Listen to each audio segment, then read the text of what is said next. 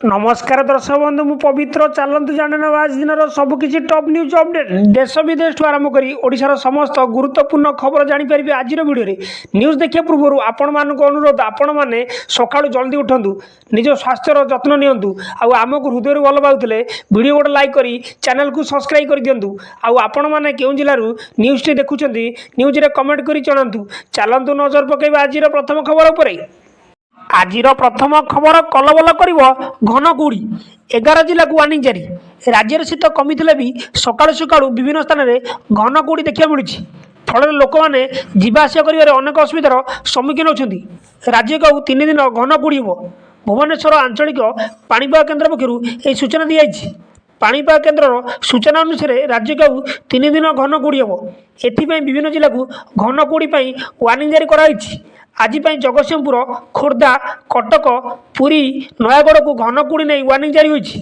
से भाई आसंता काली 8 जिला को घन कुड़ी अलर्ट जारी कराई से जिलागुड़िक है गंजाम नयागढ़ खोर्धा कटक पुरी गजपति कलाहांडी और कंधमाल बोली सूचना परवर्ती खबर परिया व्यवसायी को धक्का देला मो बस परिया व्यवसायी माड़गला मो बस दुर्घटना परिया व्यवसायी जनक आहत होती कटक खाननगर मल्लाचंडिया ट्राफिक छक यह दुर्घटना घटी आहत परिया व्यवसायी जनक गले विकास स्वईं विकास बजार परिया नहीं निज लुनारे घर को फेरुले यही समय खाननगर मल्लाचंडिया ट्राफिक छक मो बसटी विकास को धक्का विकास तले छिटिकी पड़ जाते गाड़ी में परिवा चारिआडे छिंचतर पड़ जाता सेठारे उपस्थित लोके विकास को उद्धार कर डाक्तखाना भर्ती करते दुर्घटना पर घटनास्थल में चापा उत्तेजना प्रकाश पाई पुलिस पहुंची बुझासुझा करने उत्तेजना थमिला बोली सूचना मिली परवर्ती खबर महाकुंभ मेलार अग्निकांड उत्तर प्रदेशर प्रयागराज में महाकुंभ मेला क्षेत्र में अग्निकांड घटी अग्निशम बाहिनी निया को नियंत्रण कर अग्निकांड घटना पिपा ब्रिज नंबर 18 निकट घटी आईआरएफ यूपी पुलिस और अग्निशम बाहिनी घटनास्थल पहुंची परिस्थिति को नियंत्रण कर शंकराचार्य मार्गर सेक्टर 18 स्थित हरिहरनंद कैंप्रे अग्निकांड घटिता कहुई खबर लेखा जा पर्यंत अग्निकांड घटन कौन मृताहत किंवा आर्थिक क्षति संपर्क में कौन सूचना मिलना अग्निकांड कारण एपर्यंत स्पष्ट होना शिविर में उपस्थित समस्त लोक सुरक्षित भाव में स्थानांतरण कर सूचना परवर्ती खबर 21 मैट्रिक परीक्षा मार्च 19 खाता देखा माध्यमिक शिक्षा परिषद बोर्ड द्वारा परिचालित चलित वर्षर मैट्रिक परीक्षा फेब्रुआरी 21 मार्च 6 तारिख पर्यंत अनुष्ठित हो सेहीपरि एका संगे माध्यम और राज्य मुक्त विद्यालय परीक्षा अनुष्ठित हो एथिस मार्च 19 तारिख खाता देखा आरंभ होली कटक स्थित बोर्ड मुख्यालय रे गुरुवार आयोजित खबरदाता सम्मेलन में बोर्ड सभापति श्रीकांत तराई और उपसभापति डॉक्टर निहार रंजन महांती सूचना दी सूचना अनुसार मैट्रिक परीक्षा 5,10,778 जन परीक्षार्थी फॉर्म पूरण कर राज्य में मोट 2,979 केन्द्र में परीक्षा हो परीक्षा शेष होगा 47 मूल्यांकन केन्द्र में खाता देखा बोली सूचना मिली परवर्ती खबर आज पुणी आरंभ हो रत्नभंडार काम श्री पंचमी और बनलागी नीति स्थगित आज पुणी आरंभ हो रत्नभंडार काम द्वितीय भोग मंडप मरामती कर श्री पंचमी तथा बनलगी आदि विशेष नीतिकांत को दृष्टि रखी फेब्रुआरी 2 और 3 तारिख तथा फेब्रुआरी 5 और 6 तारिख रत्नभंडार मरामती काम स्थगित रखाई यह दिन व्यतीत अन्य दिन मानक राज्य सरकार अनुमोदित मार्गदर्शिका एवं श्रीमंदिर प्रशासन व्यवस्था अनुसार रत्नभंडार मरामती काम चालू रही श्रीमंदिर में विभिन्न पर्वपर्वाणी और नीतिकांत हेतु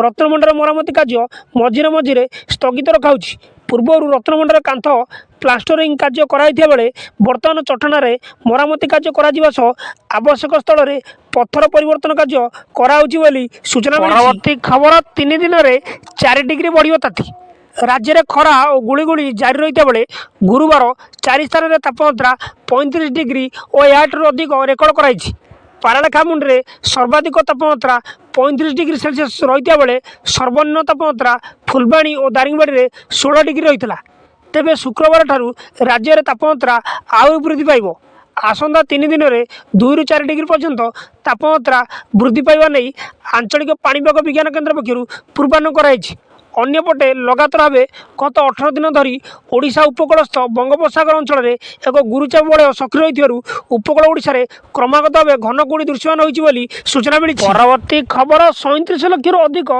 ଯୋଗ୍ୟ ହିତାଧିକାରୀ ଖାଇବେ ଔଷଧ 10ରୁ ଲିମ୍ଫାଟିକ୍ ଫାଲେରିଆ ଦୂରୀକରଣ କାର୍ଯ୍ୟକ୍ରମ। ଚଳିତ ମାସ 10 ତାରିଖରୁ ରାଜ୍ୟରେ 6ଟି ଫାଲେରିଆ ପ୍ରବଣ ଜିଲ୍ଲାରେ ଲିମ୍ଫାଟିକ୍ ଫାଲେରିଆ ଦୂରୀକରଣ ପାଇଁ ସାମୂହିକ ଔଷଧ ସେବନ କାର୍ଯ୍ୟକ୍ରମ ଅନୁଷ୍ଠିତ ହେବ। 2 ବର୍ଷରୁ କମ୍ ବୟସର ଶିଶୁ, ଗର୍ଭବତୀ ମହିଳା ଓ ଗୁରୁତର ଭାବରେ ଅସୁସ୍ଥ ଥିବା ଲୋକଙ୍କ ବ୍ୟତୀତ ଅନ୍ୟ ସମସ୍ତେ ଏହି ଔଷଧ ତାଲିମପ୍ରାପ୍ତ ସ୍ୱାସ୍ଥ୍ୟ କର୍ମଚାରୀଙ୍କ ଉପସ୍ଥିତିରେ ଔଷଧ ଖାଇବେ।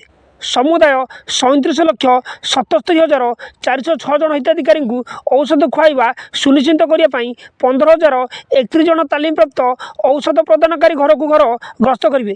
ଏହା 19 ତାରିଖ ପର୍ଯ୍ୟନ୍ତ ଚାଲିବ ବୋଲି ରାଜ୍ୟ ସ୍ୱାସ୍ଥ୍ୟ ବିଭାଗ ପକ୍ଷରୁ କୁହାଯାଇଛି ବୋଲି ସୂଚନା ମିଳିଛି। ପରବର୍ତ୍ତୀ ଖବର ନଦୀ ଘାଟକୁ ଜଗି ରହିବେ ଓଡ୍ରାଫ ଓ ଅଗ୍ନିଶମ ବାହିନୀ, ଚିନ୍ତା ବଢ଼ାଉଛି କୁମ୍ଭୀର।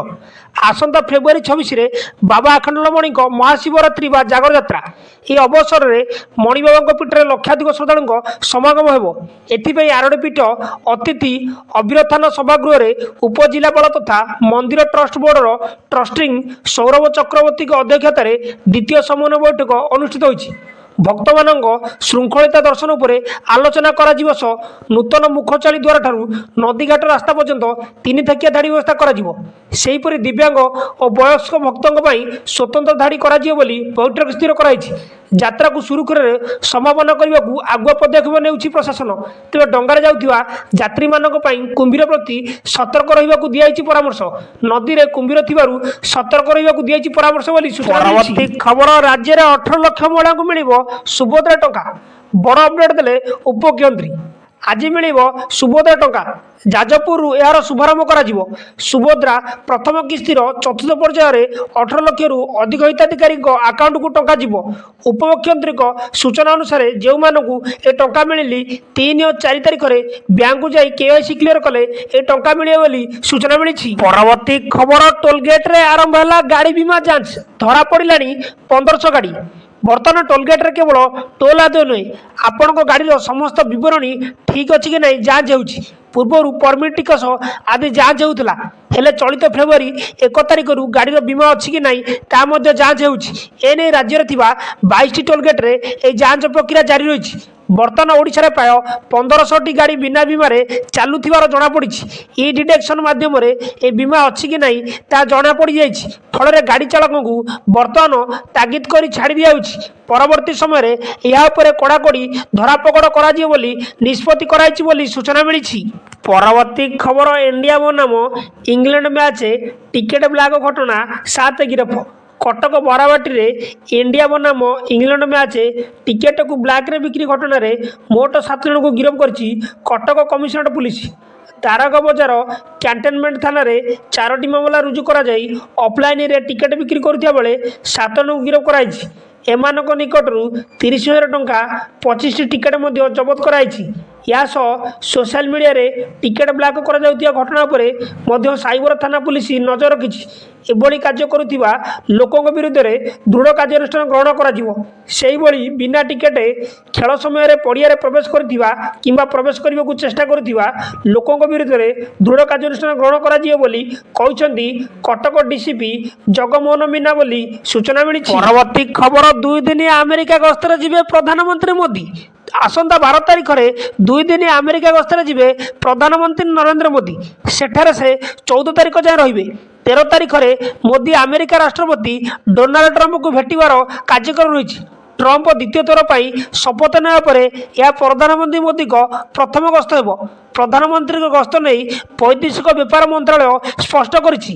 ହାତରେ ହାତ କଡ଼ି ଓ ଗୋଡ଼ରେ ବେଡ଼ି ପକାଇ ସେନାର ବନ୍ଧୁକ ମୁନରେ ଭୟଭୀତ 104 ଭାରତୀୟ ଆମେରିକାରୁ ବିତାଡ଼ିତ ହୋଇ ଗତକାଲି ଭାରତରେ ପହଞ୍ଚିଥିଲା ବେଳେ ଏହି ସମୟରେ ମୋଦିଙ୍କ ଆମେରିକା ଗସ୍ତକୁ ନେଇ ଉଭୟଙ୍କ ସାକ୍ଷାତ ଉପରେ ସମସ୍ତଙ୍କ ନଜର ରହିଛି ବୋଲି ସୂଚନା ମିଳିଛି। ପରବର୍ତ୍ତୀ ଖବର 6,390 ଜଣଙ୍କୁ ନିଯୁକ୍ତି ପତ୍ର ଦେଲେ ରାଜ୍ୟ ସରକାର। ରାଜ୍ୟ ସରକାର ଆଜି ବିଭିନ୍ନ ବିଭାଗରେ ମୋଟ 6,390 ଜଣଙ୍କୁ ନିଯୁକ୍ତି ପତ୍ର ଦେଇଛନ୍ତି। ପ୍ରାର୍ଥୀମାନେ ମୁଖ୍ୟମନ୍ତ୍ରୀ ମୋହନ ଚରଣ ମାଝୀଙ୍କଠାରୁ ନିଯୁକ୍ତିପତ୍ର ଗ୍ରହଣ କରୁଛନ୍ତି। ରାଜ୍ୟ ସରକାର ଶିକ୍ଷା କ୍ଷେତ୍ରକୁ ଗୁରୁତ୍ୱ ଦେଇଛନ୍ତି। ଆଜି 894 ଜଣ ଶିକ୍ଷକ, ଅଧ୍ୟକ୍ଷ 1798 ଜଣ ପୂର୍ଣ୍ଣ ଅନୁଦାନପ୍ରାପ୍ତ ଉଚ୍ଚ ବିଦ୍ୟାଳୟର ଶିକ୍ଷକ ଶିକ୍ଷୟିତ୍ରୀ ପଦବୀ ପାଇଁ ନିଯୁକ୍ତିପତ୍ର ବାଣ୍ଟିଛନ୍ତି ବୋଲି ସୂଚନା ମିଳିଛି। ପରବର୍ତ୍ତୀ ଖବର, ଭୁବନେଶ୍ୱର, କଟକ ଓ ପୁରୀ ସହର ହେବ ଭିଡ଼ମୁକ୍ତ। ରାଜଧାନୀ ଭୁବନେଶ୍ୱର ସହିତ କଟକ ଏବଂ ପୁରୀ ସହରକୁ ଭିଡ଼ମୁକ୍ତ କରାଯିବ। ଏଥିପାଇଁ ସରକାର ପ୍ରକ୍ରିୟା ଆରମ୍ଭ କରିଛନ୍ତି ବୋଲି ସୂଚନା ଦେଇଛନ୍ତି ଆଇନ ତଥା ପ୍ରତିମନ୍ତ୍ରୀ ପୃଥ୍ୱୀରାଜ ହରିଚନ୍ଦନ। ଭୁବନେଶ୍ୱର ସହରକୁ ଭିଡ଼ମୁକ୍ତ କରାଯିବା ଲାଗି 7,000 କୋଟି ଟଙ୍କା ଖର୍ଚ୍ଚ କରାଯିବ। ସେହିପରି କଟକରେ 3,500 କୋଟି ଖର୍ଚ୍ଚ ହେବ। ଏହି ତିନି ସହର କିପରି ଶ୍ରେଣୀର ସହର ଭାବେ ପରିଚିତ ହେବ ସେ ଦିଗରେ ଉଦ୍ୟମ କରାଯିବ। ସରକାରଙ୍କ ପର୍ତ୍ତୃବିଭାଗ ଅଧୀନରେ ଥିବା ସବୁ ରାସ୍ତାଘାଟକୁ ସମତଳ କରାଯିବ ବୋଲି ମନ୍ତ୍ରୀ ହରିଚନ୍ଦନ ସୂଚନା ଦେଇଛନ୍ତି ବୋଲି ଖବର ମିଳିଛି। ନ୍ୟୁଜ୍ଟି ଏଇଠି ସମାପ୍ତ ହୋଇଛି। ନ୍ୟୁଜ୍ଟି ଭଲ ଲାଗିଥିଲେ ଆପଣମାନଙ୍କ ଅନୁରୋଧ ନିହାତି ଭାବେ ନ୍ୟୁଜ୍ ଗୋଟେ ଲାଇକ୍ କରି ଚ୍ୟାନେଲକୁ ସବସ୍କ୍ରାଇବ୍ କରିଦିଅନ୍ତୁ। ଆଉ ଆପଣମାନେ କେଉଁ ଜିଲ୍ଲାରୁ ନ୍ୟୁଜ୍ଟି ଦେଖୁଛନ୍ତି ନ୍ୟୁଜ୍ରେ କମେଣ୍ଟ କରି ଜଣାନ୍ତୁ।